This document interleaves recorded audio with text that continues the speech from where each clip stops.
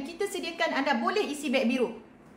Okey, period tak regular, UPT positif tapi tak nampak apa lagi, kena buat scan balik ataupun ambil darah beta HCG.